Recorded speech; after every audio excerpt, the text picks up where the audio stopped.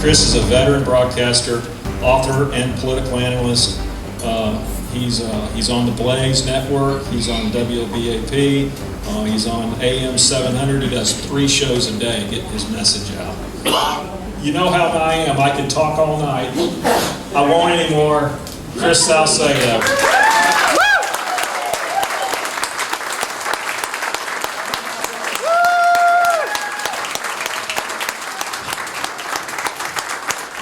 So what's going on? I mean, anything new? Good news, folks. We saved Christmas. Huh? You know, it's a funny thing. I was on the KSEV gig. Dan Patrick's radio station in Houston, our lieutenant governor is KSEV. That's my 3rd and final show of the day. And I got a call today saying, I was looking at the Texas map and all that blue down there by the border. He says, why is that? I said, well, there's a language barrier. There's a bunch of Latinos down there who haven't heard the Democrats declared a war on Catholics, which I'm not being rhetorical. They did. They declared a war on Catholics. And we just got to get the message out. And I said it's also because the Salcedo show isn't broadcast along the border. We're working on it. We're working on it. I want to let you guys know I got a little business opportunity. If anybody wants to join me, I'm starting a travel agency. It's called the Buttercup Progressive Relocation Service. I'm going to put this to music, and it's going to be on WBAP tomorrow. You guys are getting a preview, okay? We specialize in facilitating liberals' exodus out of America so they can make good on their promise to leave in the wake of a Donald Trump election win. All you liberals out there, we will send you to countries that match your ideological persuasion. We have packages to Venezuela, Cuba, China, and Saudi Arabia. And if you act now, you can get our relocation special to Iran. Because of Obama's nuke deal, we can offer you 50% off as your tax dollars have already been paid to the #1 state sponsor of terror anyway. Operators are standing by. Call 1-800-I-LOVE-MAO. That's 1-800-I-LOVE-MAO. IRS operators are standing by.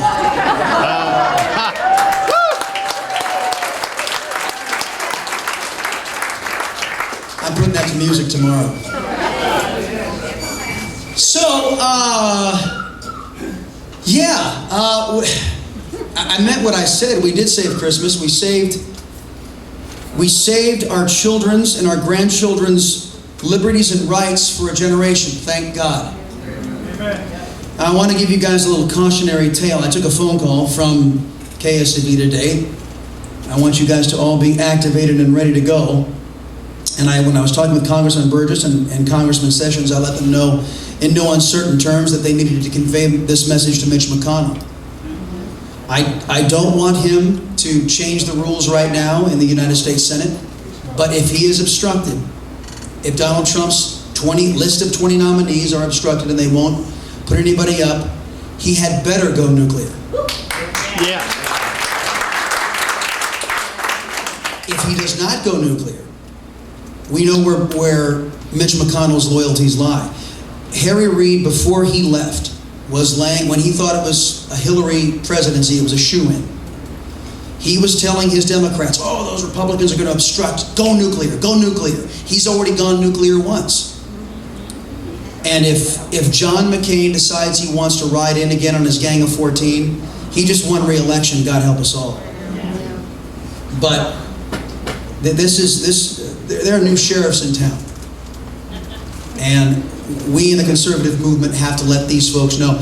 I said this the other day, you know, let's have our victory lap. I think mine lasted about 6 hours. The adulation was about 6 hours. I was very happy. And the next day, for those of you who didn't hear the show, I said, okay, now let's get to work. We've got 8 years of damage to undo. And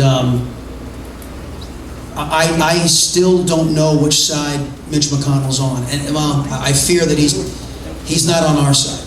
So if he is obstructed, I will highly encourage the Senate Majority Leader to go nuclear. If he doesn't, we will do everything we possibly can to make sure. Well, I can guarantee this. If he doesn't, he will not be the Senate Majority Leader for much longer because the Republicans will vote it out. They've got to stand for something. It's about dang time, to be honest with you. So, what else is going on? Yeah, the Buttercups took to the streets. Well, it wasn't just the Buttercups. It was the Buttercups, the sponge cakes, the socialists. You couldn't see the socialists unless you were watching Fox News. All the other news agencies didn't show you the Socialists Unite posters and all of this garbage. You guys have to realize all these people the same people that burned down Ferguson, the same people that burned down Baltimore, the same people who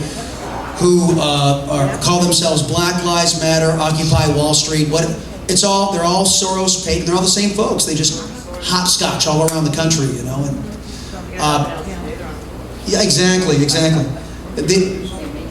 What are we going? Well, what can you do about Soros? I mean, he's just an anti-American nut. I mean, he's got money, so that keeps a lot of people off his back. To incite riots? Yeah. Well, George Soros, I call him Emperor Palpatine. You guys know that reference? You know what Emperor Palpatine is? For those of you who are not Star Wars fans like I am, Emperor Palpatine is the big bad evil guy. The guy that converted Darth Vader, that's him, Emperor Palpatine. And if you look at George Soros, he looks a lot like Emperor Palpatine. But Emperor Palpatine is... He could just say, I'm just giving to left-wing causes because I'm fighting for people's rights, and I don't like abuse of people of color and all this nonsense. And he's covered. Now, what they do with his money, it's like he has no control over it. But we all know precisely what his agenda is and what he's up to. He is the worst kept secret in America. That is for sure. You know what's funny about that is that, you know, the Koch brothers. The left did a very good job of demonizing. The Koch brothers are libertarian dudes. They're not necessarily Republicans or conservatives. They're libertarians. And they've given to both sides of the political aisle. But because they have money, they made them the boogeyman. And the actual boogeyman who's actually doing all the things they're accusing them of doing is George Soros. He's the one that's actually doing this stuff. Liberals will always protest very loudly. You doing the things that they're doing in abundance. Always. So, what do we hear? I know. What do we hear the entire lead up to the election? Will Trump concede gracefully? Will Trump concede gracefully? We want to know. Scotty Nell Hughes, will Trump concede gracefully? And that's what they all want to know. So, when 12 cities erupted with left-wing protests, is anybody talking about graceful at this point? Hillary was, it was Ed Klein. Hillary reported that, Ed Klein reported that Hillary was inconsolable when she found out she wouldn't have the power to tell you what to do.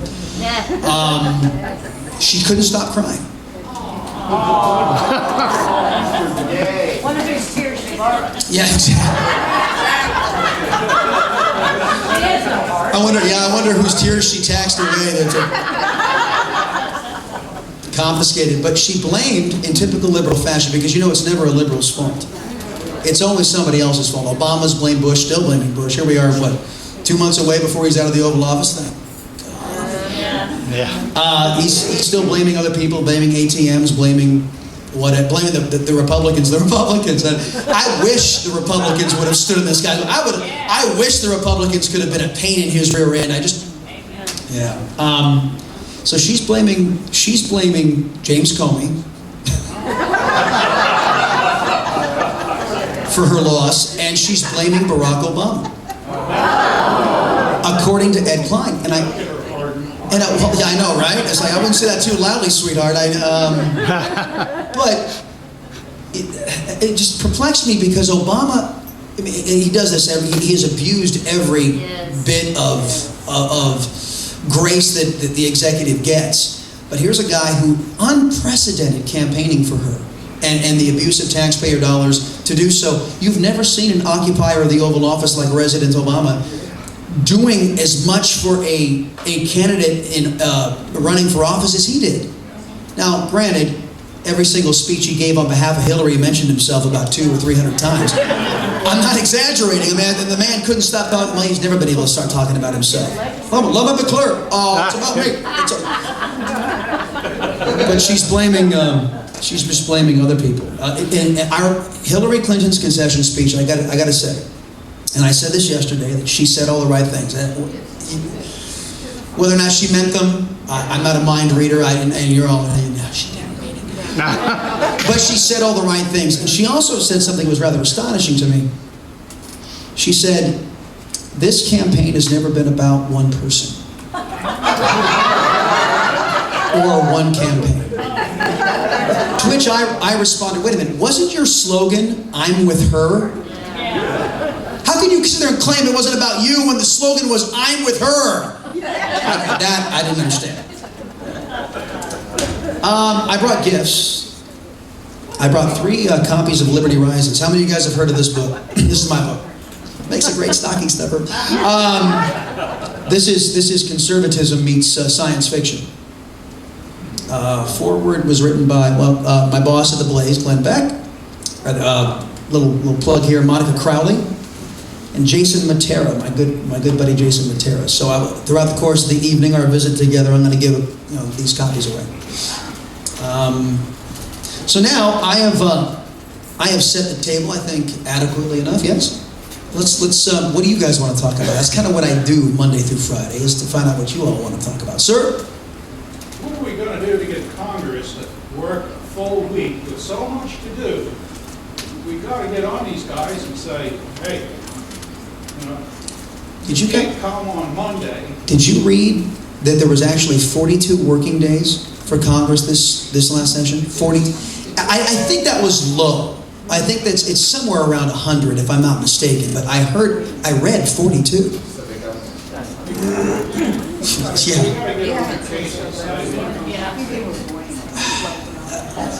It's every single time I bring up this idea of a part-time Congress, I get laughed at. And I say, well, they're part-time anyway. Let's just pay them as if they're part-time. I mean, they're getting paid for full-time work, and they're only there part-time. I mean, I think that states like ours have the right idea. A part-time Congress means that they can think of, that these people get it in their mind that they've got to be up there legislating and doing stuff to justify their 6-figure salary. It's like, we'd prefer you don't. Why don't you set a set of priorities and limit, and that way we guarantee they live in the world they create for the rest of us. I think there ought to be a requirement that they have to live back in their home state at least 3 months out of the year. Come back home. See what you're doing up in Capitol Hill is doing to us here at home. Our state legislators don't have that luxury of living in Austin. By the way, we can drive and drag them kicking and screaming back if we need to.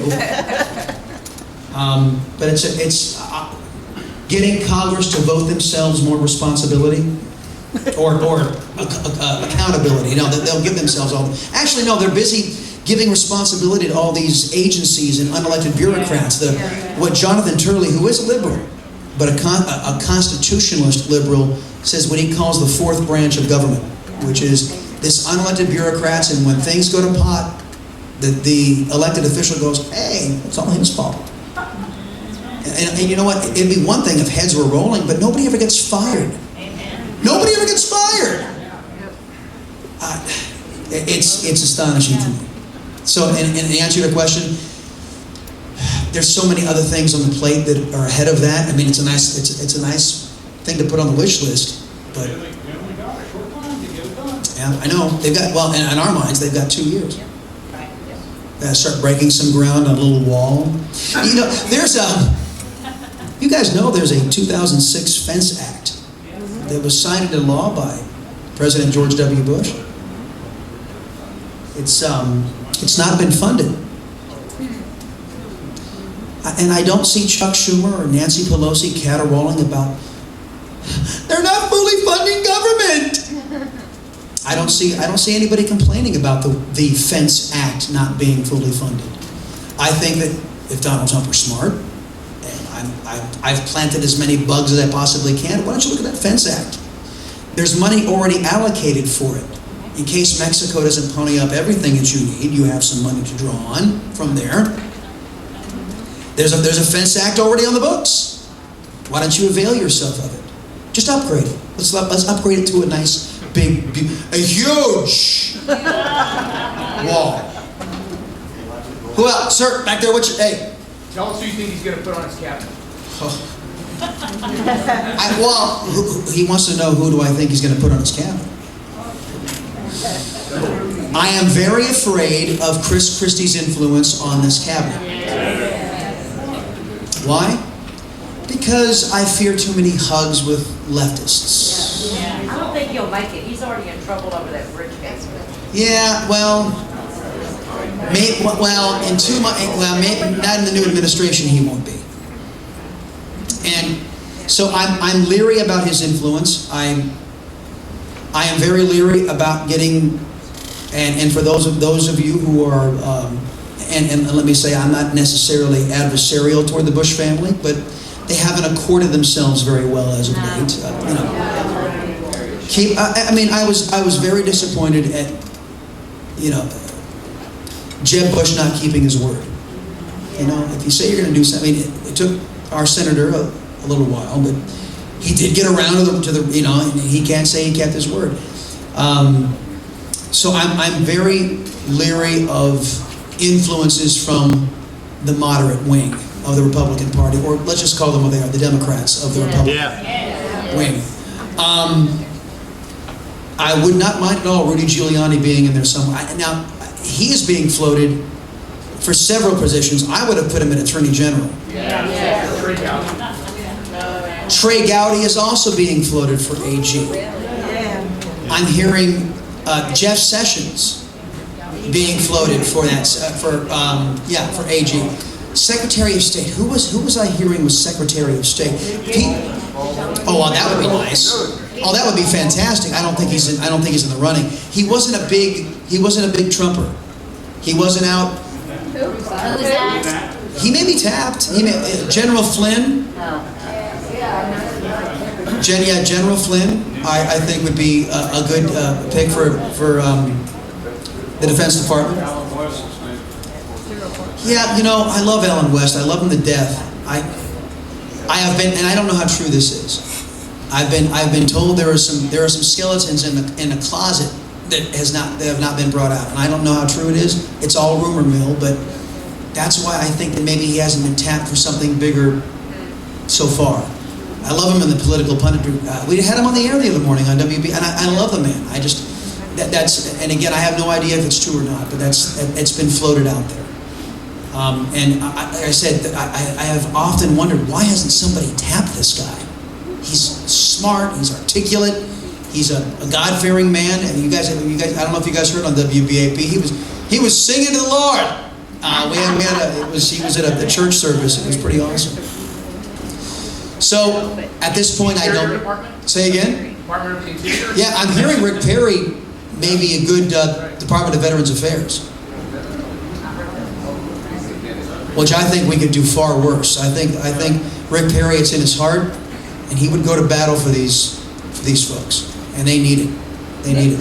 Newsmax has him as Secretary of Agriculture. Secretary of Agriculture. I heard that. That Newsmax says that. What a waste that would be. Rick Perry is Secretary of Agriculture. Can you see Rick Perry? The man can dance. You gotta have him in a higher profile than the man can. You gotta go to Congress and hey, we need some appropriations for the VA. Sir. You think it'd be wise for President-elect Trump to not necessarily keep campaigning, but keep on the outreach, because he did do well in categories such as Latino and African Americans this year, and millennials. He needs to do outreach with millennials because the polls are the define well, because now he did better than Mitt Romney. Yeah, well, that's for what was expected. 8% of the black community voted for Mr. Trump, and what was it, 23? 28, somewhere 28% of the Latino community voted for him, which was also better than Mitt Romney. And what does that tell you, folks? That Hispanics aren't as stupid as Democrats think they are. I heard, who was it? It was a Fox News Channel reporter the other day. Donald Trump saying that Mexicans were rapists. He didn't say that. For the love of all that's holy, go look at the transcript. Listen to you have the tape. He didn't say that. I've been yelling it as loudly as I possibly can. But the good news is there are persuadable Hispanics out there. We know that George Bush got 44% in his second election. So they're not a monolithic voting group, as have the black community has been, which has been almost, 90% in past elections, over 90% for Democrats. Hillary only got 88. There was no enthusiasm in the black community for Mrs. Clinton. None. Zero. And most of them just voted out of habit in that community. Others, what I've called the Great Black Awakening. Actual leaders, not Sharpton, not Jesse Jackson, but actual leaders in the black community are speaking out, going, okay, let's do the tabulation here. Let's see, 50, 60 years of undying devotion to the Democrat Party. We have an abortion clinic on every corner, and that's about it. And that's about it. Our economic situation is in the toilet. And as a matter of fact, I've had black boll weevils who are good friends of mine tell me, we're tired of funding the Democrat Party with our aborted children. And that's precisely what they're doing. You guys realize that Planned Parenthood is a money laundering operation. That they are designed to turn $500 million annually. The B's and the M's, they all get, with a $20 trillion deficit, it all gets mixed up. $500 million a year that goes to Planned Parenthood to launder back into Democrat campaign coffers. And that's what Planned Parenthood stands for. And an entire, who was this? There's a woman running in Fort Worth for city council. She was a black woman, and she came on the air, and I asked her point blank, do you take money from Planned Parenthood? No. On the air. No, I won't. And so leaders of conscience know, you know what? They're not going to come out and campaign and do that. They don't want to ruin a good thing for their white compatriots on the left. But they won't. They're not going to take the blood money. And that's what it is. It's blood money. Sir. What would you say the top 5 priorities should be for the Trump administration? And I include in that the question of when should we repeal Obamacare and what should Republicans do if it's not repealed in the first year? Yeah. Well, you've already answered one of the top priorities, which would be the repeal of Obamacare. I had a conversation with an elected official who shall remain unnamed, who wanted to work within the framework of Obamacare to rid us of it. And I said, how does that work? And there's all kinds of maneuvering and budgetary concerns that he was trying to articulate to me, and I'm saying, I don't understand. You're going to have to make me, and if I can't understand what you're talking about, you're not going to sell it to the American people. This thing is a cancer. It needs to be excised from the body politic. So Obamacare is definitely one. And you know what, folks? There are so many alternatives out there to replace this thing with. Rebuilding the military has got to be a second priority. And I would say in conjunction with that border. Have you guys seen the stories about what it takes to keep our birds in the air? Just to run their basic missions, we are cannibalizing museum pieces from decommissioned aircraft just to keep our F-18 Hornets, which have been in the air way too long. The F-35 strike fighter is way behind schedule. This is what happens when you put a liberal in charge of defense.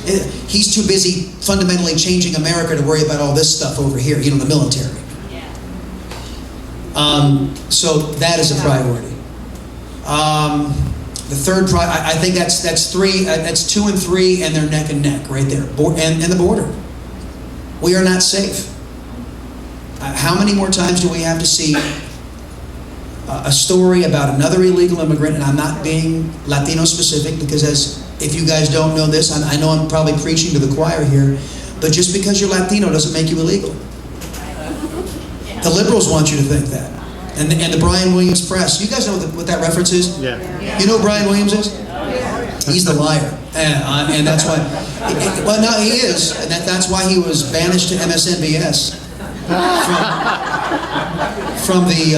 Lying people of the world banished another liar? Are you serious? Well, exactly. I mean, how much of a liar do you have to be be banished from the main seat down to, I mean, and to go and die on MSNBS? It's where old leftists go to die. But at any rate, so the Brian Williams Press, I know I was going somewhere with this. Oh yeah, this notion that if you stand up for the rule of law, well, you just hate Latinos. You just hate Hispanics. Well, really? It is their assumption that if it's illegal, it must be Latino, and it is a wrong assumption. And it's what anybody of any skin color should push back every single time it's tried. Every single time it's tried. We know that illegal is a status. And then this is a very easy way. Let me give you a tool. The next time your liberal cousin or your liberal in-law happens to be at turkey dinner or at Christmas and says, well, you know, they hate illegals, the Latinos, they hate Hispanics. Excuse me, can you tell me what race illegal is? Just, you liberal, tell me that. What race is illegal? And then watch the smoke rise. Priority number 4. The federal budget is a basket case. Tell me who said this. This government is too big and spends too much. Who said it? Raise your hand. No. Hillary? No. That was a quote from Ronald Wilson Reagan. He also said this government shows signs of growing in his first inaugural. This government has shown signs of growing beyond the consent of the governed. It's not signs anymore, folks. It has grown beyond the consent of the governed. Tapering down that federal budget must be a priority. It must be a priority. We are $20 trillion in debt. If Trump gets in there and starts spending like, forgive me, George W. Bush,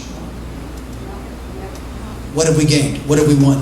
Barack Obama, and look, if all of us in this room can agree that George W. Bush's approval of spending and that Republican Congress spending was wrong and immoral, what Obama has done is criminal. Is criminal. So, 5th priority. 5th priority. Man, that's a good first full year. I mean, what we just articulated so far. What would be the 5th priority? I'm going to ask you guys. What? Well, that's a natural. I mean, that's like he gets sworn in and say, "Here's my nominee." You know, here's my nominee. Right there to all the people in attendance. Here's my nominee. That just a matter of course. The Iran deal. I kind of like that. I kind of like that. Just as a follow-up, and I know you know this, but the reality is entitlements take up 42% of the federal budget right now. So between Medicare, Social Security, he doesn't address those, and he can't address your number 3 point. And Obamacare is an entitlement as well, so he doesn't address that. And what some Republican members of Congress, including the Texas one, including the one you were referenced, you wouldn't say his name, are saying now that they can't repeal Obamacare because they don't have a filibuster-proof Senate, which is factually incorrect. Obamacare was passed under reconciliation. Indeed. And it can be undone through reconciliation. And make sure we reverse it, repeal it. And you know what? The repeal bill has already been placed on Obama's desk using that procedure. And he didn't sign it, of course. They can do the same tactic to get it on Trump's desk. So we're not as stupid as they think we are. I think they ought to give us what Congress gives. The $12,000 stipend? The health care that they get. Well, they're all under, by law, they're under Obamacare. You realize this? I'm not buying it. No, they are, but they and their staffs get $12,000 annually to offset the costs increases of Obamacare. Have you seen Paul Ryder's plan? Paul, which plan? He said he had a book. He put it together. It's in print now. Oh, the Obamacare replacement? Yeah. Yeah, I haven't seen it. I haven't seen it. He gave a website to go to, and I didn't get it on the radio. Yeah, well, let's see if Mr. Ryan remains speaker, and then we can discussion about it. He may very well be. I used to be a fan until I again caught wind of some other things. You had a question, sir. I didn't want to. As we speak, there are student riots, anti-Trump student riots going on all The Buttercups. all over the country. Yes, the Buttercups. Those kids came out of our public education system. K through 12, I would yes. suggest that if we don't reform public education, we are going to lose our country to socialism as these kids go out into society. Donald Trump has been the only Republican that I have seen that made a point of running on school choice. The Lieutenant Governor has as his priority in our state of making school choice happen next session is a high priority. I highly encourage you to support that and say to your liberal friends, wait a minute, I thought the public schools were fantastic. You should have no problem competing for dollars now, should you? Why, if they're so great, why would anybody want to take their little darlings out of this wonderful utopia that you've created here in the government-run schools? What are you afraid of? It's a very fair question. Again, liberals dread not being able to use government to tell you what to do. Why do you think they're in the streets crying?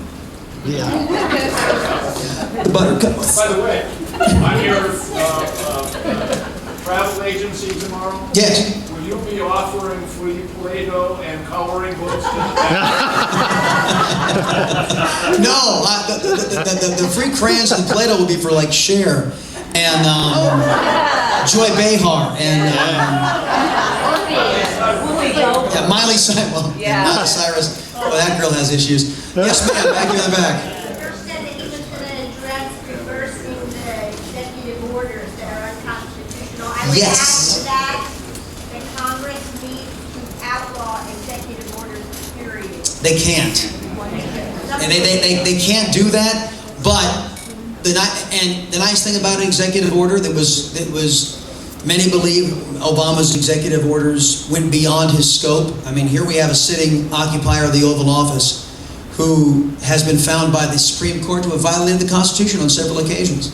You wouldn't know about it by watching ABC, NBC, CBS, CNN, but he has. The nice thing about executive orders is the next executive that comes in, gone. And that includes the Iran deal. The Trump administration, I have on good authority, has a list. And all of Obama's executive orders have been prioritized in the order in which, of most import, they'll check it off. Right down the list. This, all in due course, all in due time. We have had, I know, what does Rush call him, a man-child? I can think of no better descriptor. And he has enabled the American left to, the good times have been rolling for these folks for the last 8 years. And they are despondent. Many of them are in the Brian Williams press.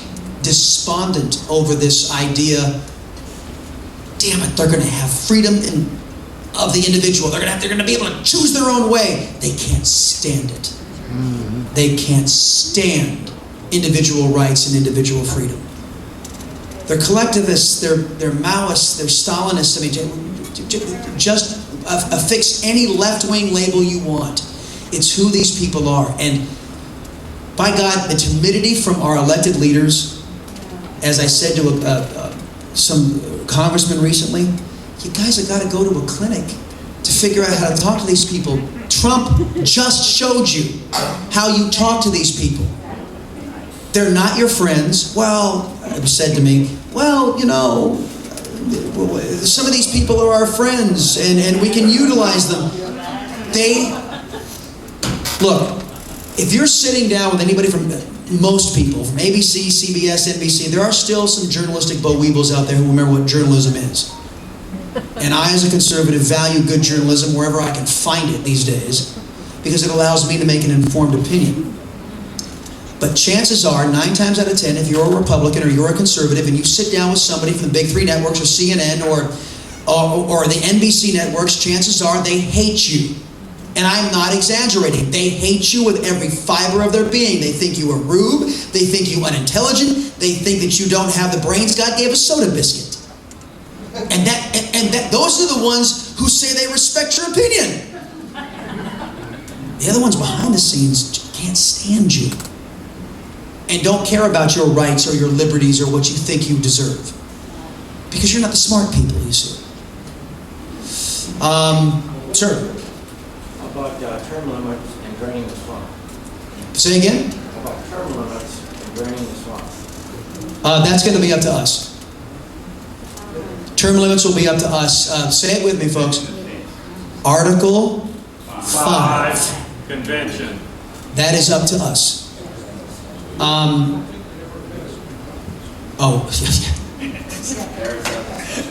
The comic relief is up here, folks. So you don't really think that they would pass it in Congress, eh?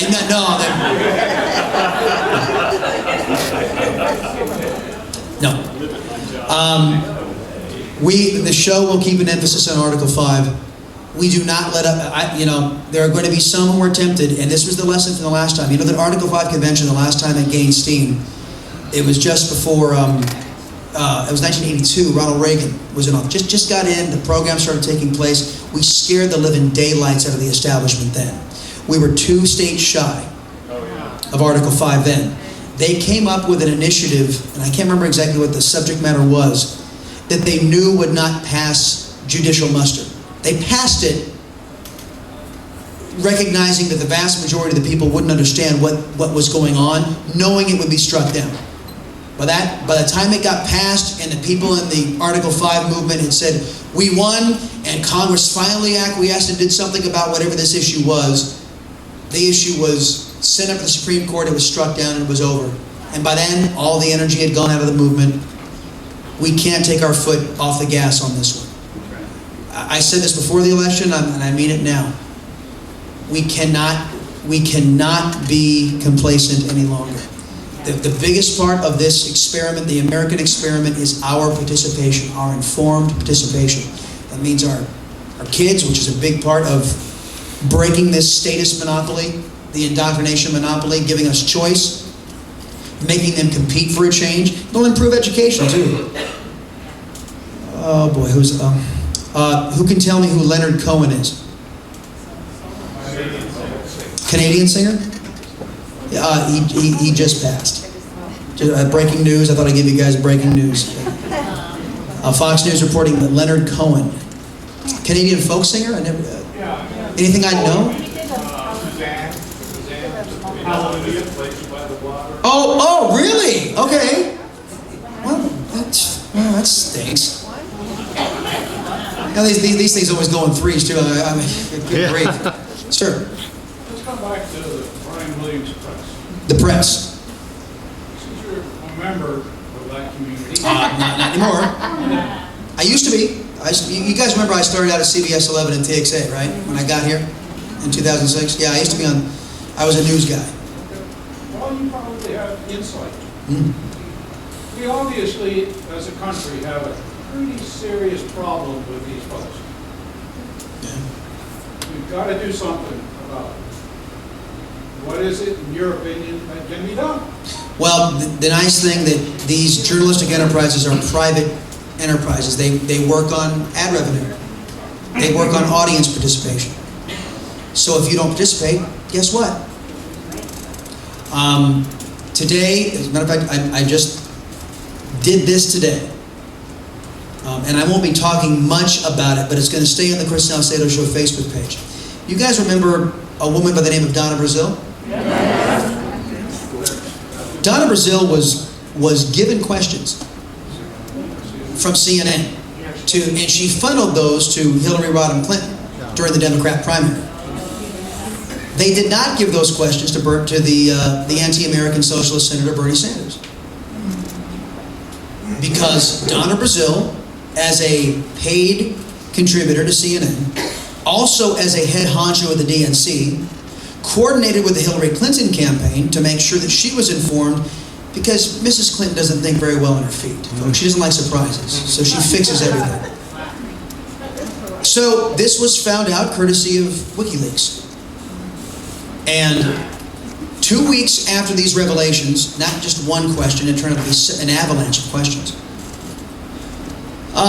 CNN revealed to all of us 2 weeks later that Donna Brazile was no longer with CNN, that she resigned.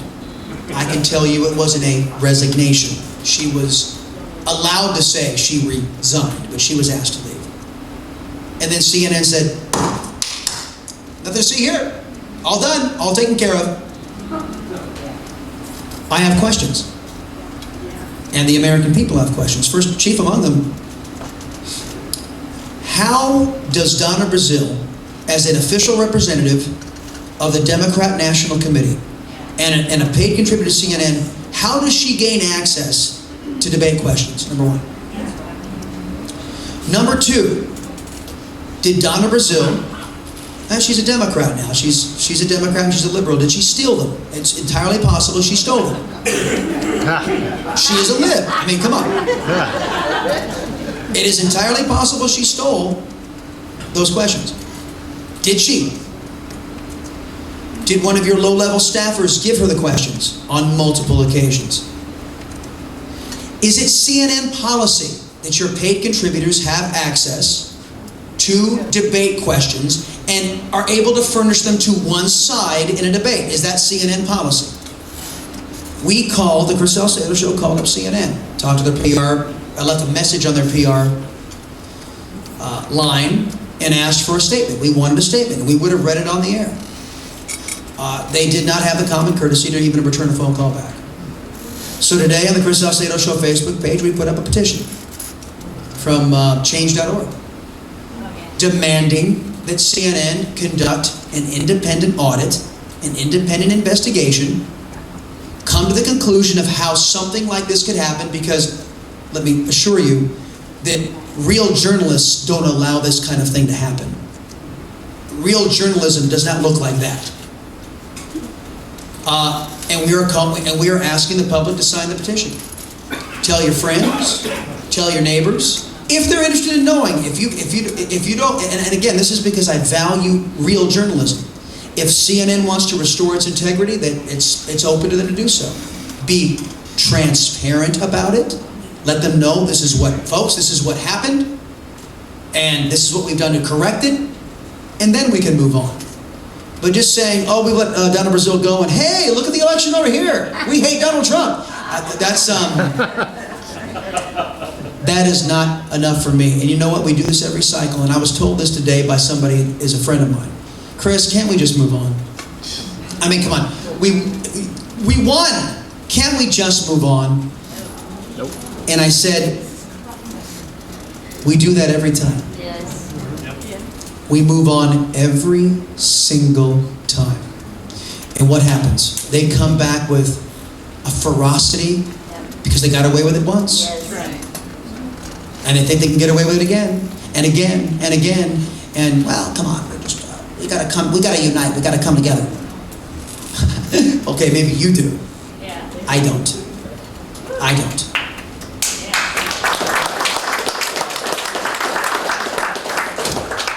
Back there, sir, the checker. Yeah, do you think Obama is going to put some poison pills in for the next administration, and how should Trump deal with them? Really? in the next administration, some poison pills. You mean is he going to be doing everything in his power to taint and to make sure his legacy can't be undone? Absolutely. Absolutely. President Obama despises this country. Yep. He believes that we are the genesis of everything wrong in this world. And he's going to do his best to hobble us, as he has done, with every... I cannot think of one policy of President Obama that has been beneficial to my nation. Not one. I didn't always used to call him President Obama. You guys know this. How many of you know this story? For the first 4 years of his occupation of the Oval Office, I called him President Obama, until it became abundantly clear to me that he was not going to behave as a president. That he took it upon himself to define an office that was never his to define. That office, that White House, belongs to we the people.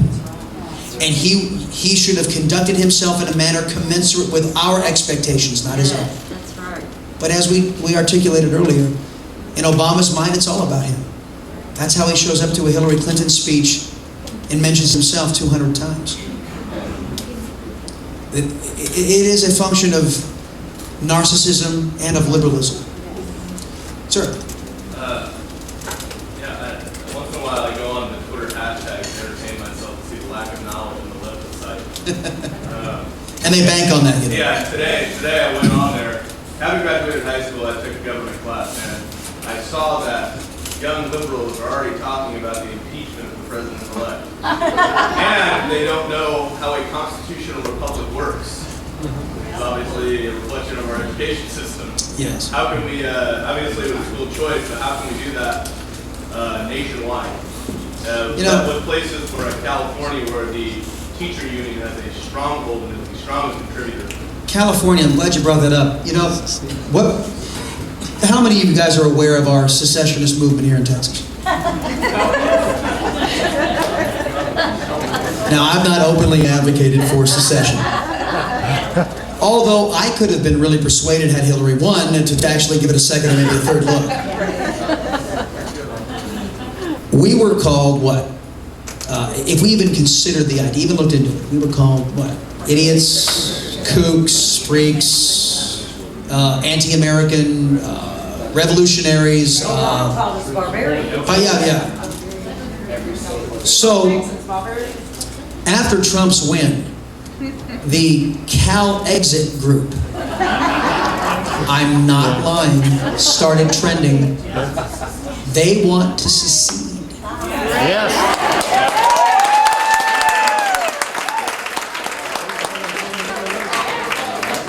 To which I said, don't let the door hit you with a good looking special. I mean, well, first off, the entire country's IQ would go up by what, about 30 points the minute that California exits. Hey, look, I was born and raised in San Diego, so I know of what I speak. The People's Republic of California is lost. My sister still lives in San Diego, and she has already made plans to move out here. So she is. You get to be a Republican from California. Well, San Diego used to be a conservative bastion, as did Orange County down there in SoCal. And Northern California, it still is very conservative. It's the nutcases in the middle that just really ruin that state, the population centers. All right, I want to give away some books. You cool with that? The way Liberty Rises was constructed is there are several chapters, and it's again, it's science fiction meets conservatism, my two passions. Each chapter has a quote, and loosely ties in with the theme of the chapter. So let me go to 16. It's called The Lion's Den, and here's the quote. Let not him who is houseless pull down the house of another, but let him labor diligently and build one for himself, thus by example assuring that his own shall be safe from violence when built. Who said that? You want to hear it again? Let not him who is houseless pull down the house of another, but let him labor diligently and build one for himself, thus by example assuring that his own shall be safe from violence when built. Raise your hand if you know it. Sir? Who? Caesar? No. Sir? Esau? No. Little more contemporary. Sir? Lincoln? Abraham Lincoln. Come on down.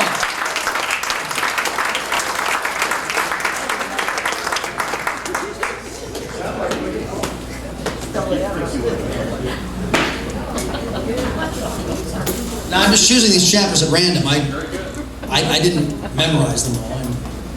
Hold on a second. Let's see. Oh, chapter 25. Down to business. Freedom and the dignity of the individual have been more available and assured here than in any other place on earth. Reagan.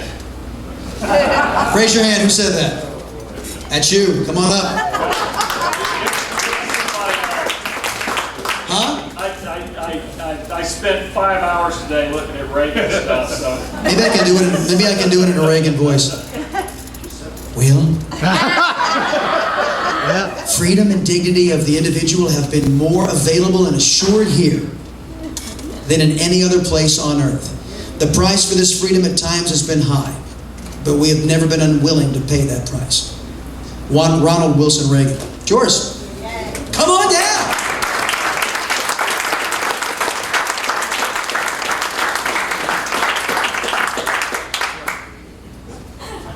Now, there is homework with these books, gentlemen. First off, you got to read them. And then you got to call the show and you got to tell me who your favorite character was, okay?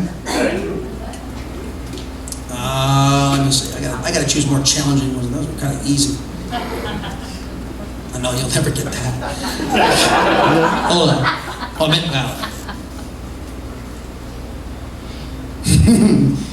Well, it's one of my favorites. Loyalty to country always. Loyalty to government when it deserves it. Abraham Lincoln. Raise your hand if you know it. Sir? No. Benjamin. Sir? Mark Twain. Mark Twain.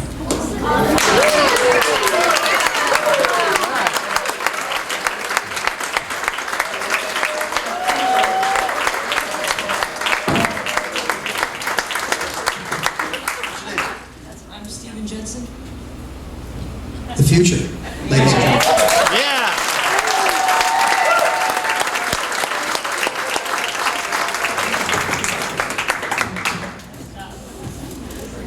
You just made my night.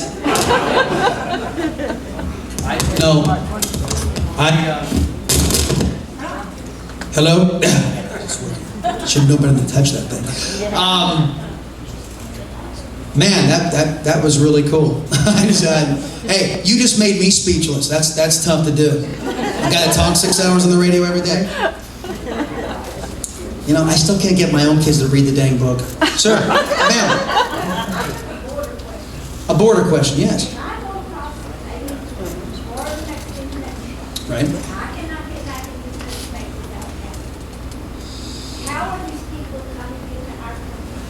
Well, at the ports of entry, with your American ID, you can. I mean, when I was in San Diego, I used to go to Tijuana all the time. Cheap food, good time. Rio Zone, it was different time. I was much younger and stupider. But the genesis of your question is how are individuals able to come here illegally? Yeah. Well, no. Actually, today, the U.S. Border Patrol welcomes individuals. These people have been trained to seek out our Border Patrol. And the directive from the Obama administration is that you are ushered in, you are given transportation, you are given food, and you are given shelter. And your children are placed in school immediately. And when Josh Earnest of the White House was asked, where are these people going? The Associated Press did a random piece of actual good journalism in determining that they had been distributed across all 50 states. This was back in 2014, when the last, by the way, we're in the middle of another border crisis, in case you didn't know. They're not telling us, but it's happening. Chris Cabrera from the Border Patrol was on the show last week, or maybe earlier this week. There's another border crisis happening. Why? They're trying to get in before the wall's built. Or they're trying to get in for the Clinton amnesty. Whichever way, the coyotes are making a ton of money by getting people in. So now the policy of the Border Patrol is these folks are Walmart greeters. Hello, welcome to the United States. They're being told in their home country, your taxpayer dollar is paying for advertisements in their home countries, instructing them how to come here and say asylum. And not just to Central American countries. Other countries, Yemen, Pakistan, Middle Eastern countries, they've all got the message. All I got to do is claim asylum. And say I'm from Central America. I'm from Central America. What disturbs me is a report back in 2006, the CIA published, that jihadists are, because they look a lot like we Latinos in some phenotypic resemblance, they're learning Spanish. And they're taking Spanish surnames. And so,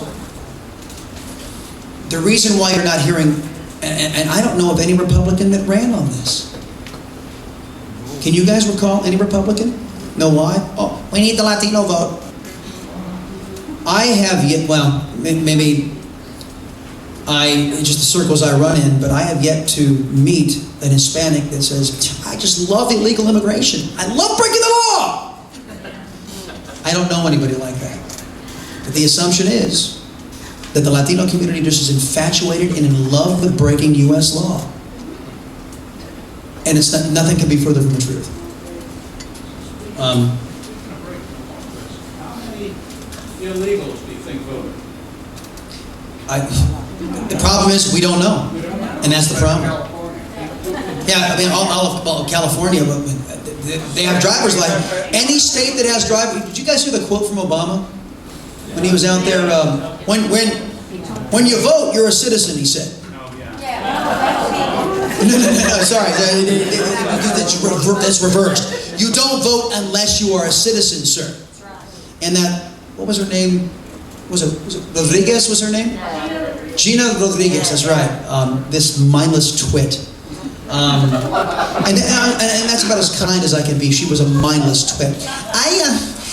Because I call them citizens because they contribute to this country.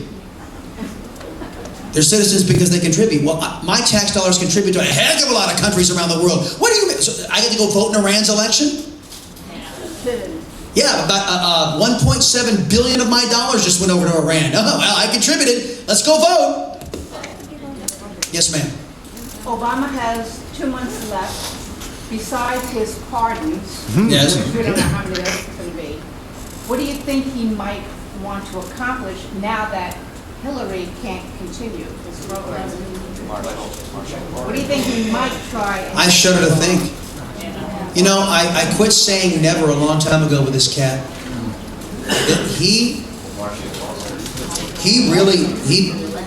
What he is capable of and what he has done thus far scares the living daylights out of me. I asked a couple of congressmen the very question that you're asking me. And all I was told is, we're watching. We're watching. And I don't know, and again, I just, what could we do? If it's too overt, he risks, the press is already smarting because they took a huge hit. You guys read the New York Times piece where on election night, the networks feared we wouldn't tune in because we didn't trust them? The New York Times wrote about this. The big networks were worried. Oh, now you're worried. And then it turns out, election night from 2012, their viewership was down. And it will continue. And I firmly believe in punishing these people for biased journalism. They deserve to be punished.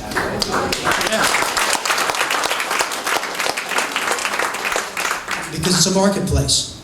And we have the right to vote with our eyes. We have the right to vote with our viewing habits. And if they're going to continue to hand out garbage, then who wants to tune in and watch garbage? Not me. Not me. Sir? I have a question about the Supreme Court. Now, right now, we have zero diversity on the Supreme Court. 100% of them are from Harvard and Yale. Prestigious institutions. Yeah. Have you looked at the list that Donald put forward and looked to see if any of them are not from Harvard and Yale? I mean, there was a Justice Clark from UT. So we don't have to have people from Harvard. It never occurred to me to see their education. I was more concentrating on their jurist philosophy. Oh, you can't trust them if they're from Harvard. I'll look into that angle. We have one more hand up over here. Go ahead, sir. Well, two things. I'm originally from last night. I was border patrol out there. Yeah. And I listen to you going to work sometimes in the morning when you say Loving Latino. Liberty Loving Latino? Yeah, it's a thing. Are you I know you're trying to get down to McAllen. Are you out there with us? You mean on the air? Yeah. No. I'd love to be on every corner of Texas. I mean, WBAP is what they call, here's a little inside baseball for y'all, it's a heritage station. Whenever you hear a station with a W in front of it, Those are one of the originals. If you hear a K, that came afterward. There's a certain time period. I can't remember the exact year. Ks are out in California, and not W's, but yeah. As a radio engineer. Oh, well then, go for it. The dividing line is the Mississippi. The Mississippi. The W's are east of the Mississippi except for KDKA in Pittsburgh. Okay, that's right, and they were the first. And the K's are west of the Mississippi except a couple like WBAP that are the legacy station. Yeah, and anyway, 50,000 watts. It just booms all over. Pick them up on Highway 2 in the middle of North Dakota, 50 miles off the. When the sun goes down, we get calls from Louisiana. We get calls from Georgia. I mean, the AM modulation just bounces like crazy on the atmospherics. I don't even understand the physics of it all, but it is awesome. Yes, ma'am. All right, so what do you foresee as far as conservative networks coming out? Because I just started watching One American News. Do you foresee any of those start popping up just because of the mainstream media? Well, Levin has his Levin TV, and Michelle Malkin's about ready to launch on that same platform. What are they calling that? CRT TV? That's coming up. Glenn, The Blaze, is on more televisions, not here yet. But that's all subscription-based still, but it's also on some televisions on the East Coast. I think they're in 5 million homes now. So I know that The Blaze is constantly trying to grow. Our friends at Fox, they're not going anywhere. They have moderated a bit, but they're still doing it better than anybody else out there, in my estimation. And then there are YouTube channels that are popping up. I mean, the liberal left is doing it, but so are we.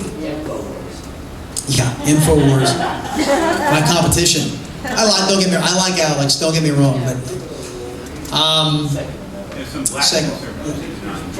sir. Just to put your comments on immigration in the context, in a 7-day period just this month of November, on our southern border, there were 5,140 OPMs other than Mexicans, right? 43 countries were African. That's our new sheriff, by the way. Congratulations.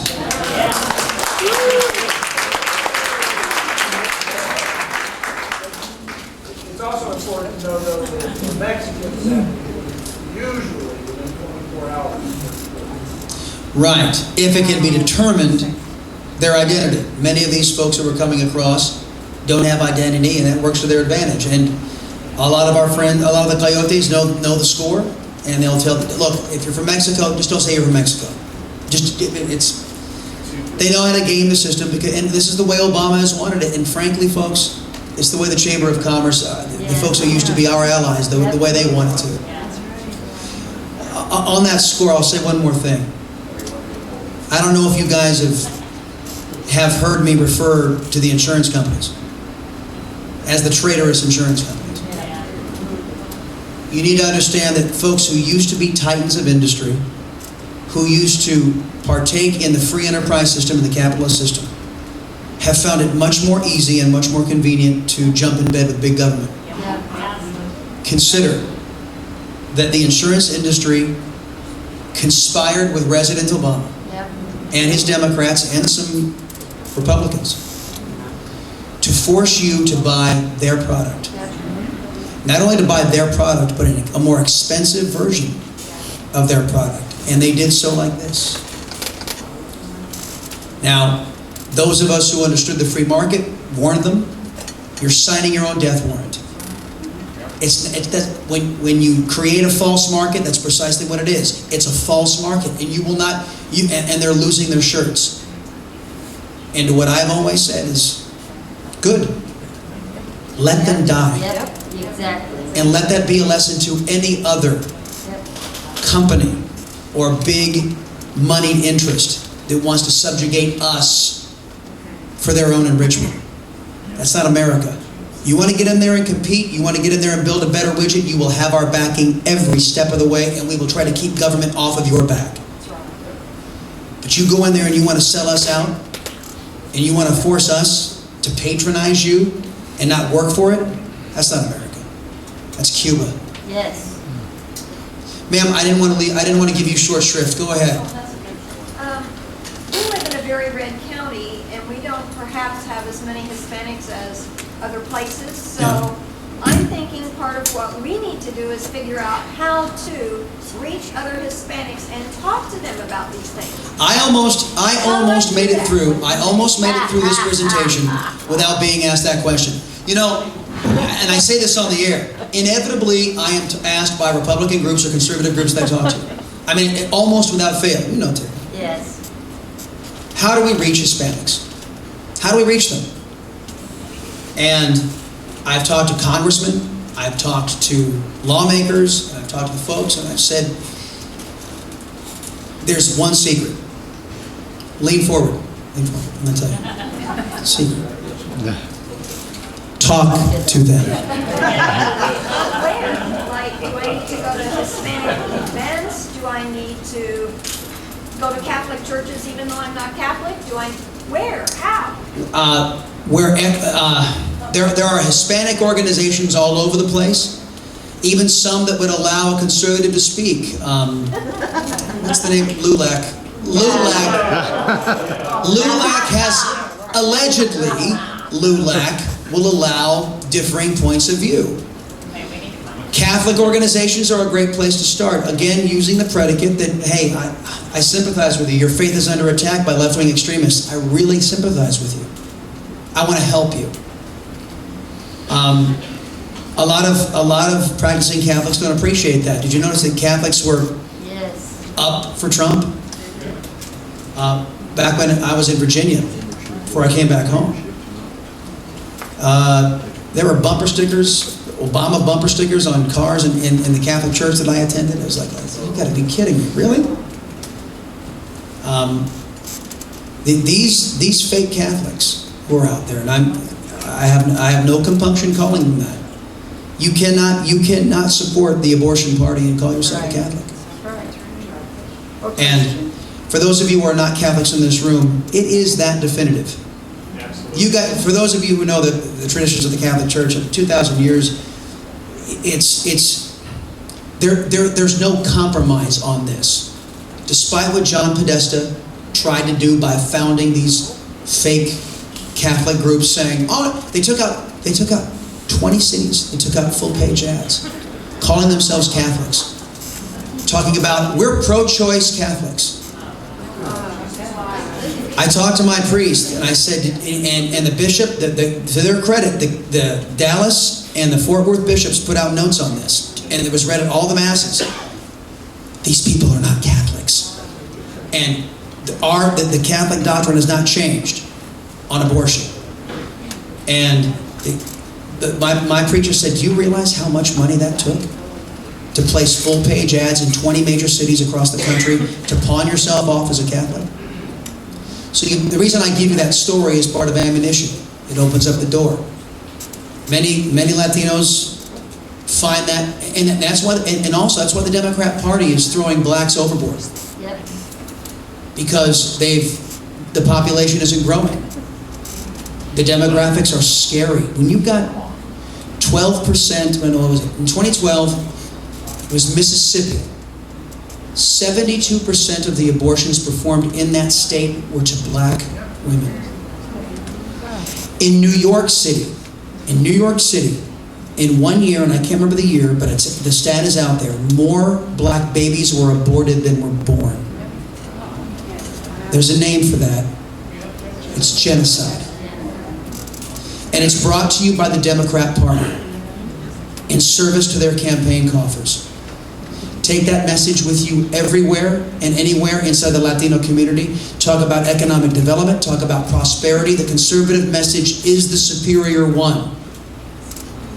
If there's a language barrier, find a Spanish speaker. I'm not fluent, so I have to do the same thing. Translate this for me. And connect with them. Many of them will respect you just for showing up and just talking to them. How many times did a black person call up me on the show and said, Chris, Trump at least he made a pitch. Hey, what have you got to lose? He said to the black community. What do you got to lose? Look at what's happened to your community under libs over the last 50 years. What do you got to lose? Try me out for a change. At least he talked to us. Republicans, well, I don't know. Talk to them. What am I going to say? I don't know. They're Americans. Talk to them like Americans. Of which, of 8%. 2 more percent than Romney did. Yeah, even, remember Mr. Romney, the one we were supposed to emulate and listen to and all that kind of stuff? Yeah, okay. Folks, I think I'm done. So, thank you very much.